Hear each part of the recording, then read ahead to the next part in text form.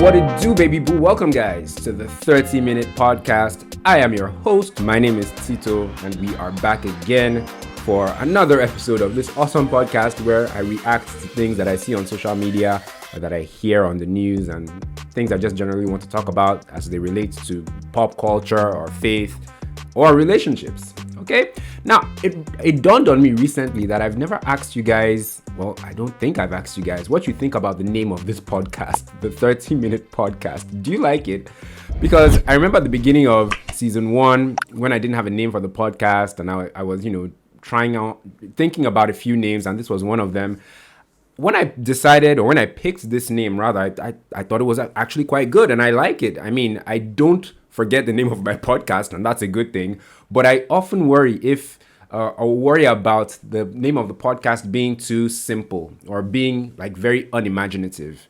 Yeah, the 30-minute podcast. Yeah, and so, it's just there.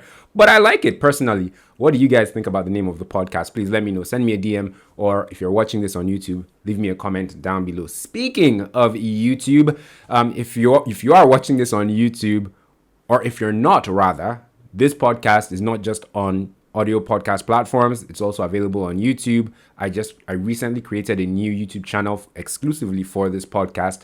Before last week, or a few weeks ago, I should say, the podcast was on my Nollywood Reviews YouTube channel, but now they're separate. That's its own thing, and now the podcast is on its own YouTube channel called the 30-minute podcast. So just search for me on YouTube, and once you do find me, please subscribe to the channel and like the video by clicking on the like button, any of the videos that you watch. But if you're watching this one, remember to please like the video and share the video with anyone who you feel will enjoy it. But most importantly, subscribe to the channel, seeing that it's a brand new channel and there's lots of work to be done, especially with the subscriber count.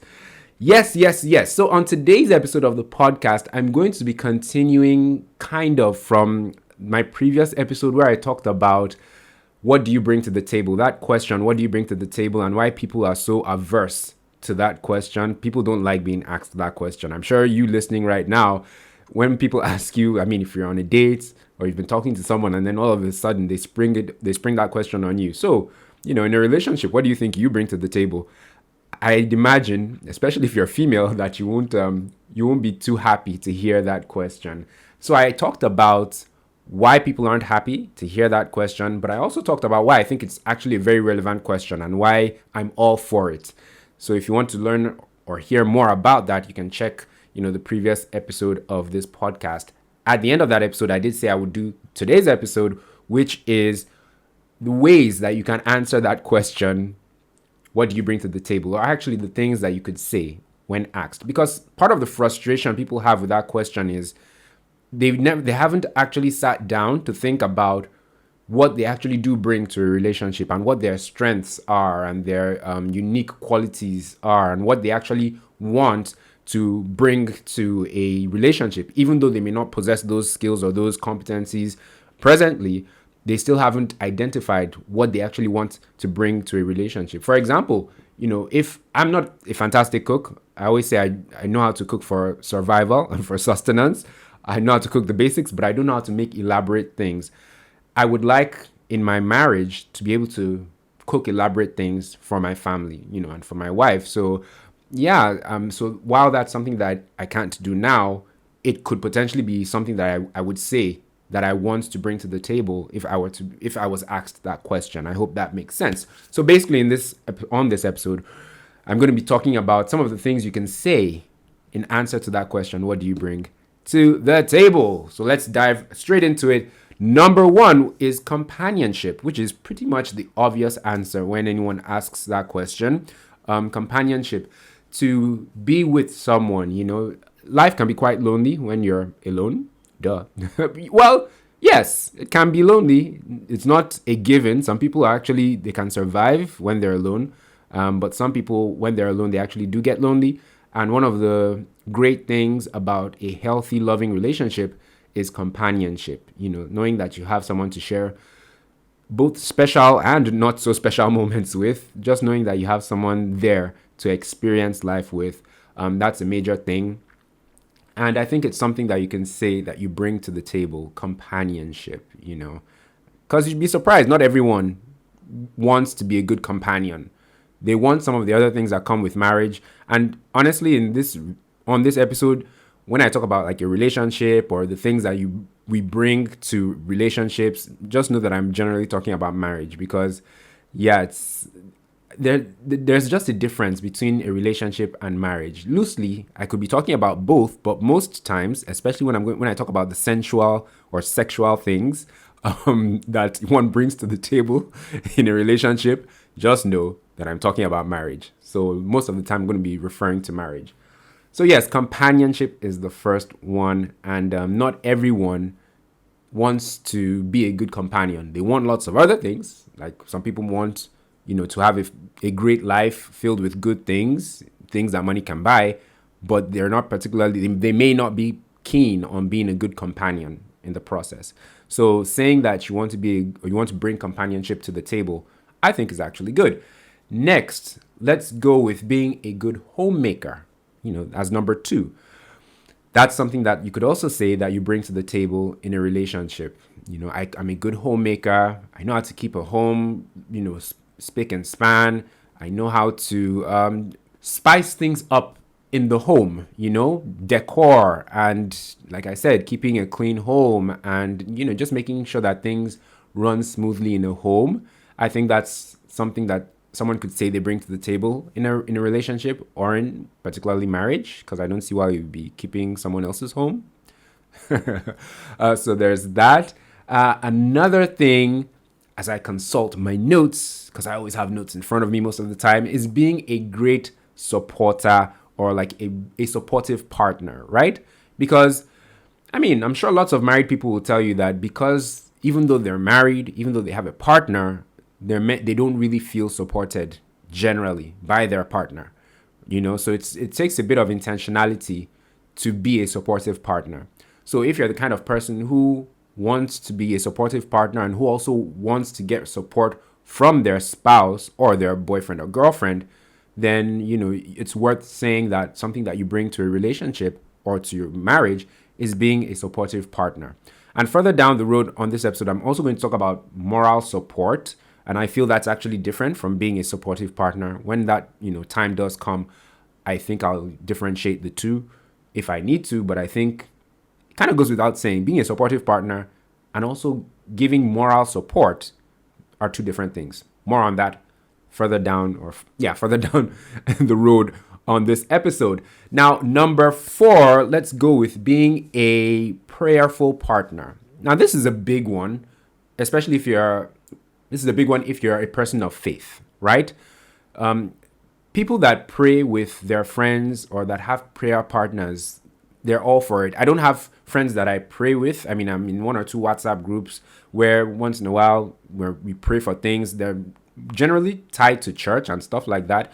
But I do know people who have friends that they pray with on the regular, and they really value those relationships, and they value the prayer, those times, and just the gift, the ability to pray with someone, So imagine if you're in a marriage, if you're that kind of person, and then you get married, I can imagine how great it would be for you to have a prayerful partner, someone that you can join in prayer concerning both big and small things in your life as an individual and in both your lives as a unit, and they pray for you, you pray for them.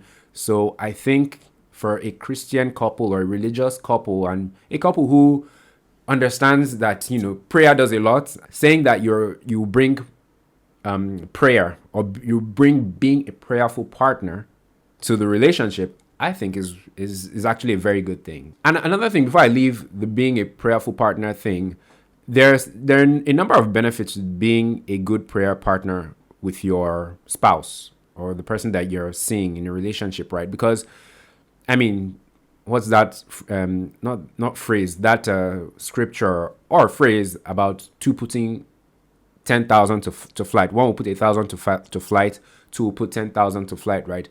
Coming to God in prayer with your partner, you're accomplishing so much in the spirit, right? And you're petitioning heaven together. And I think there's lots of value in that. So there's two of you in relation to heaven, but there's also what praying together does for both of you.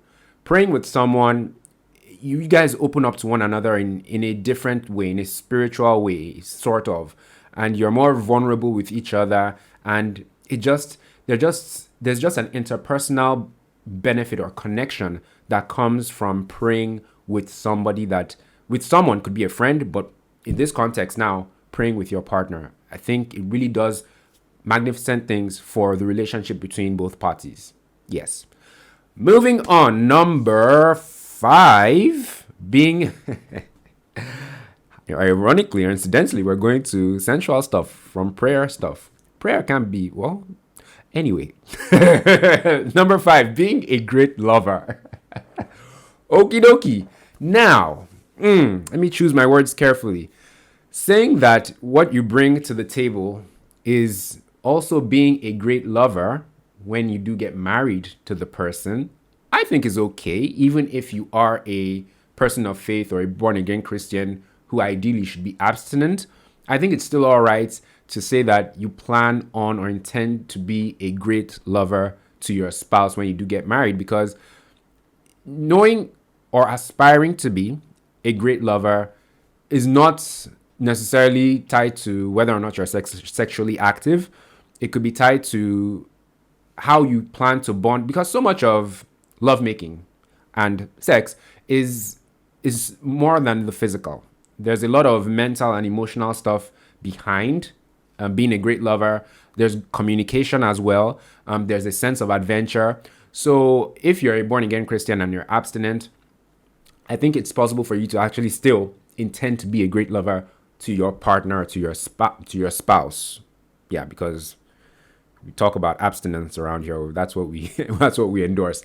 So yes, it's possible to want to be or aspire to be or plan to be a great lover to your partner when you do get married, even though you are a born again Christian, even though you are abstinent, because the fact that you're a good communicator, the fact that you know how to connect emotionally, the fact that you're emotionally intelligent, the fact that you have a sense of adventure, because part of being a great lover is being adventurous in the bedroom, and trying new things and being creative and knowing how to talk dirty and knowing this feels quite awkward, but you get the drift. So I'm saying essentially that you can say you intend to be a great lover for your spouse. When asked that question, what do you plan to bring to the table? It's tricky though, because that shouldn't be what you lead with. I don't think it should be what you lead with. And I don't think it should be the only thing you say that you plan to bring to the table, if you are a man or a woman, because you may look a bit shallow, if you say, you plan to be a great lover, if that's the first thing that you say, or if that's what you like hammer on, right? So you can say it, but don't dwell on it too much. Number 6, an additional income is another thing that you can say you'll bring to the table in a marriage. Yeah, because in a relationship, mixing your money with your boyfriend or girlfriend, very dicey. But in a marriage, bringing an additional income, or saying that you're going to bring an additional income, is something that you could actually say you plan on bringing to the table, because with your additional income, and I think this is something more that women would say, since it's assumed that men will be the breadwinner, right, and will do the bulk of the providing in the relationship or in the marriage, right? It's more understandable if a woman says, an additional income is what she plans to bring to the table in this marriage, and with that additional income will afford them opportunities to live perhaps in a better neighborhood, get a better home, a better well-furnished home, have better life experiences in terms of things like travel and excursions and just social activities. So that additional income can be put to good use in a number of ways. And, she plans to, the person, could be the man as well, plans to, support financially with their income. So that's another thing. Yeah. The next thing that you could say in terms of, when asked what you bring to the table, is stuff like soft skills, like, bookkeeping and accounting skills, right? Because surprisingly, men like that type of thing when a woman says that she has like planning skills or organizational skills, because some men who may be entrepreneurs or just have like maybe multiple careers or businesses or investments, they like a woman who can help them, systemize things and put things on paper, organize things, keep stock or keep track of expenses in the home. That's a really big one for both men and women. So those types of skills, some other soft skills as well, those management and organizational and planning skills are really good and they're really big. And I think both men and women actually do value those skills. So saying that that's something that you plan to bring to the table in a marriage or in a relationship could actually go down really well with the person that you're sitting across the table from. Okay, that was 7, I do believe. Oh, I've lost track. Anyway, let's from what I have in front of me in my notes, we're on number 8, and number 8 is like DIY and facility management. Essentially DIY. And I think this is like big for me. This is something that I would say that I would bring to the table in a marriage. To be honest, many of the other things, pretty much all of the other things, because this list was composed based on like my things or things that I feel like I'd be able to bring. I'm putting myself on blast here because right now I'm just thinking about that great. Yeah, I plan to be a great lover when I do get married. Sue me. But yeah, coming back to the list and number 8, DIY. I'm very big on DIY, changing light bulbs, electrical appliances, opening them up sometimes. This very laptop that, I'm using for the podcast, I've opened it up a couple of times. DIY stuff.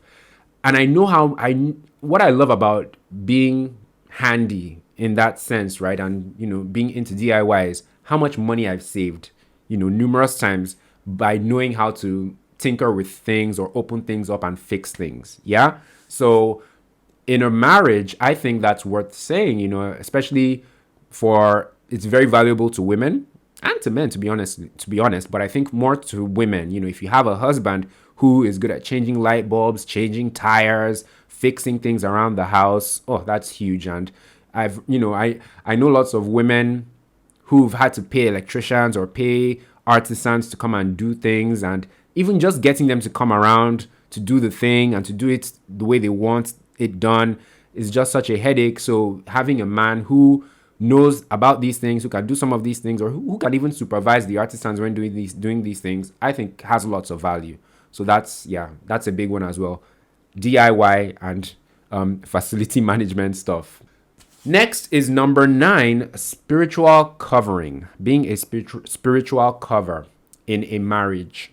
I was watching something, I think it was the Dear Future Wifey podcast, where, he went to the Bahamas or to the islands, right? And it was a special. And during the Q&A, a woman came forward and talked about how she wasn't like happy or satisfied. Her husband was doing great things. He was a great guy, but he just didn't provide that spiritual headship in the marriage. And that really, it messed with my mind for a while, because I was like, is that such a big deal? Is that something that really matters to women, being the spiritual head in the home? And what does that even mean?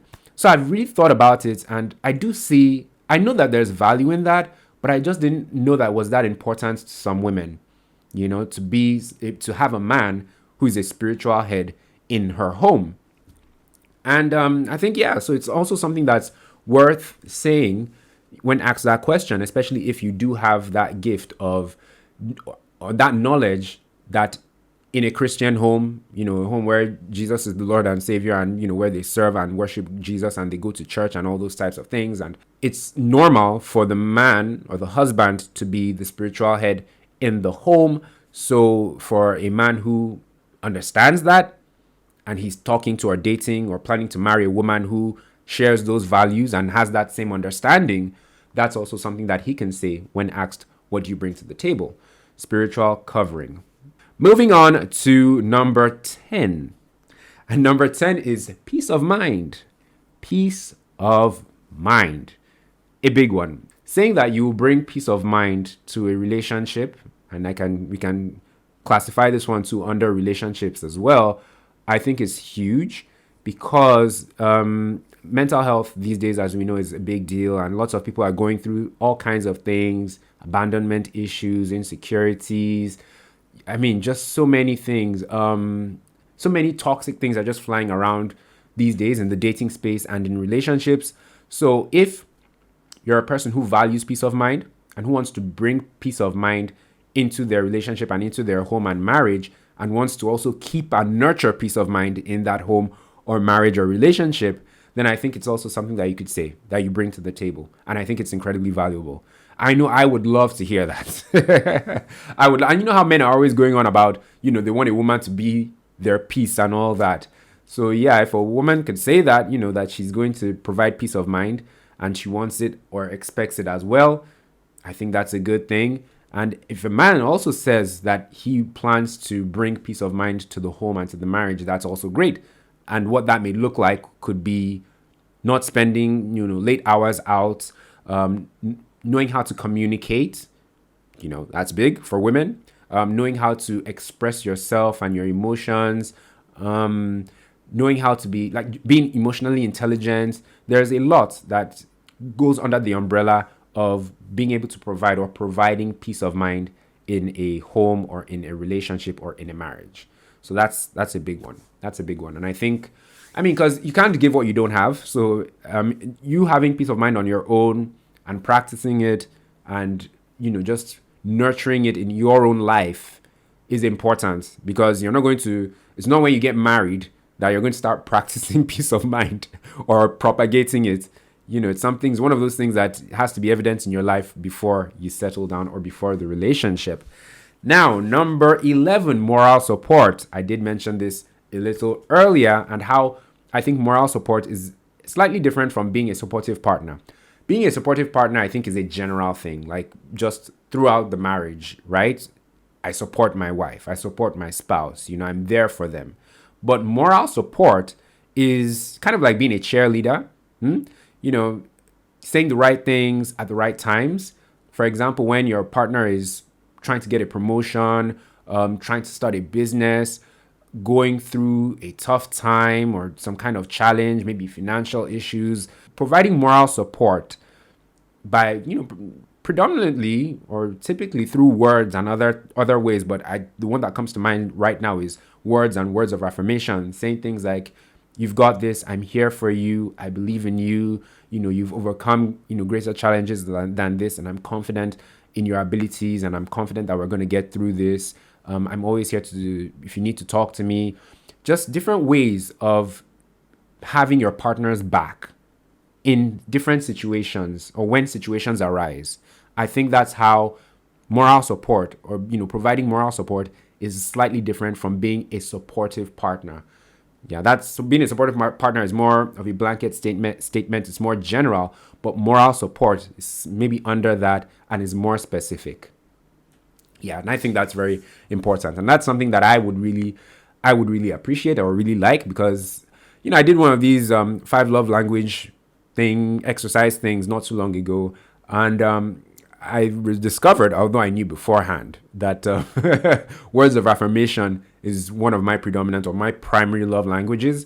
So, and I think moral support is tied to words of affirmation. They can even, in my opinion, they can be used interchangeably. Moral support and words of affirmation. In fact, words of affirmation is an expression of moral support. Yeah. I think that's correct. Moving on to number 12.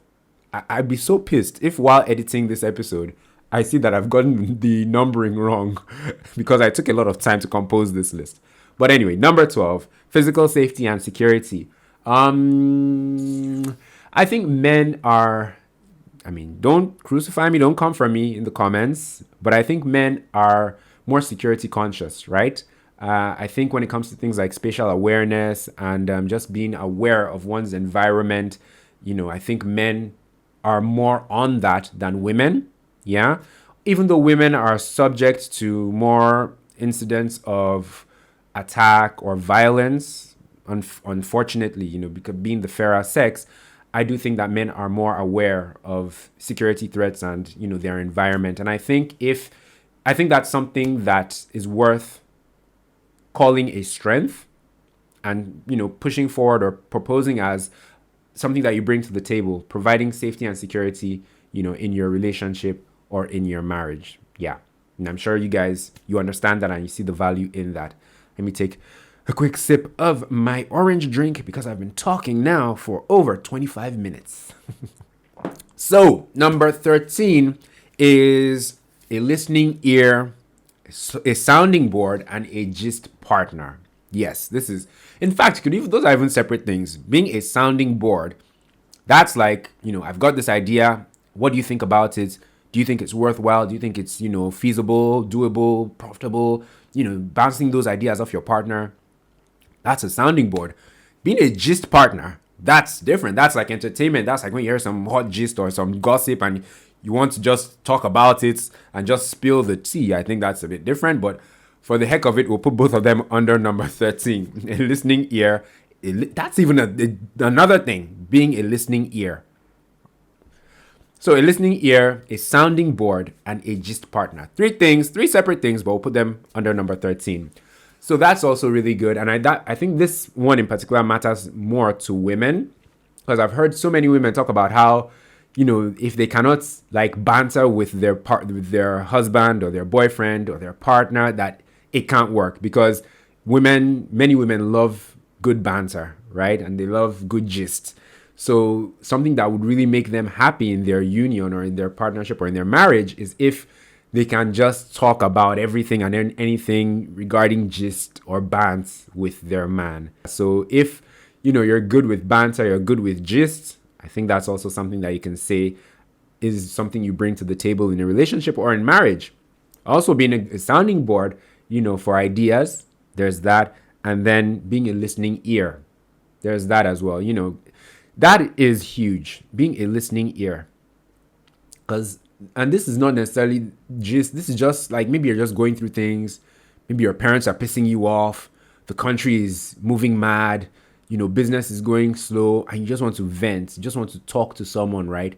And know that they're listening, It's so relieving. If you've ever experienced it, you know how fantastic it is to have someone who genuinely listens to you and hears you and, if need be, supports you or gives you advice or gives you their own opinion.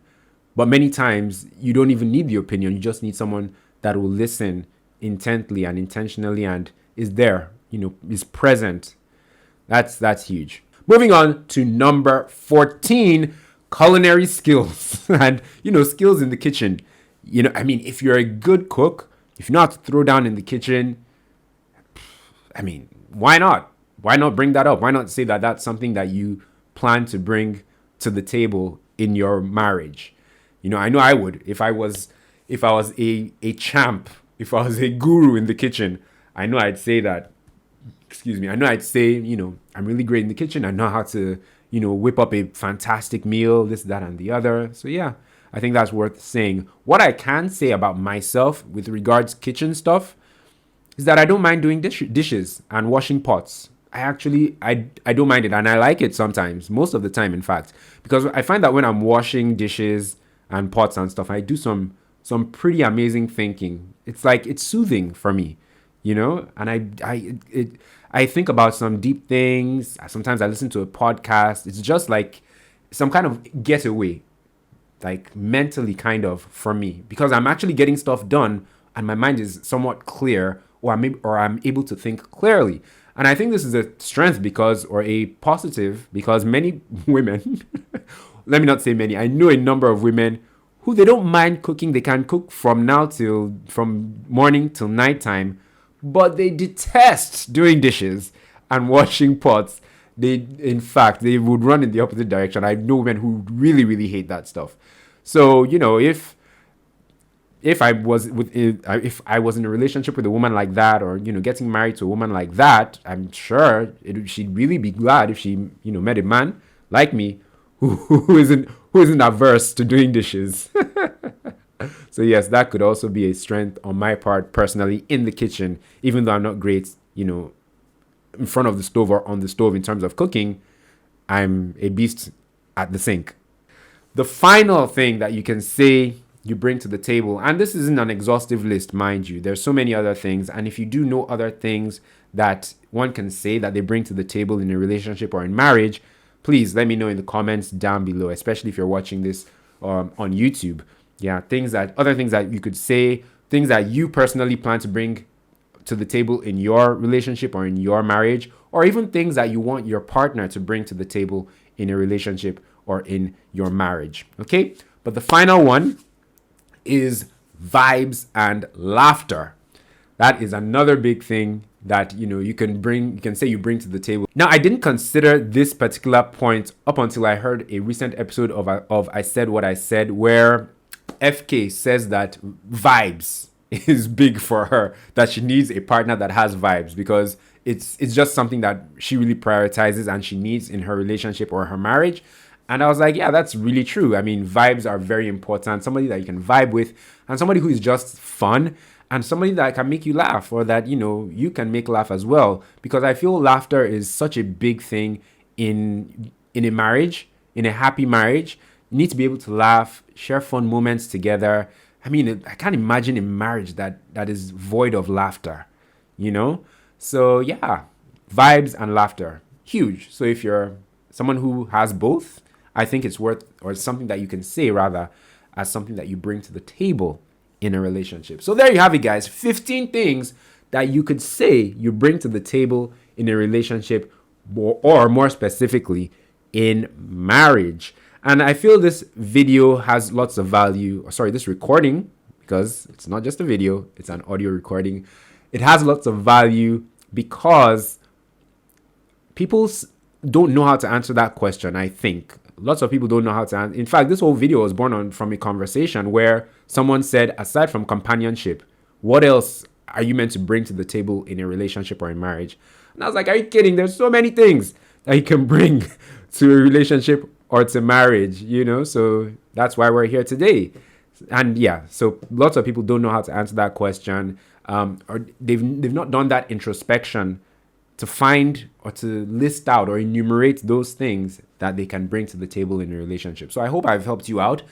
Feel free to share this recording with anyone who you feel will need to hear this, or has said that they don't know how to answer that question. What do I bring to the table?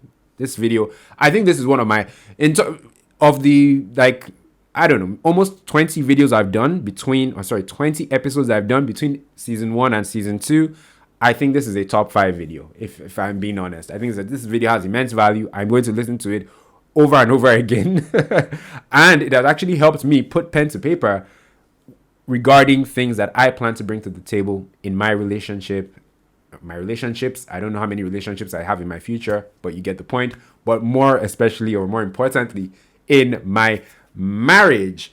So I think it's worth you also figuring out what you bring to the table in your relationship, or what you plan to bring to the table in marriage. So there it is, guys. Thank you once again for listening to this episode of the 30-minute podcast. Once again, I hope you enjoyed it. Once again, please be sure to share this episode with anyone who you feel will enjoy it.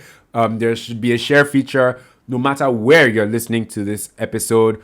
And if you're listening on Spotify, Apple Podcast, Google Podcasts, whatever, please rate this podcast with as many stars as possible. It does actually help.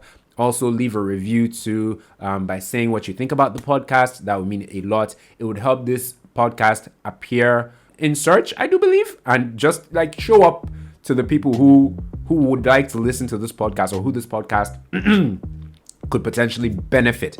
Finally, you know the drill, the YouTube drill. Please do like this video by clicking on the like button. If you're watching it on YouTube, subscribe to this channel by clicking on the black subscribe button. That's very important, especially now that the podcast exists on its own YouTube channel. Subscribe and share as well with anyone who you feel will enjoy this episode of the podcast. This has been awesome, guys. Thoroughly enjoyed recording this one. I will catch you in the next episode. Peace.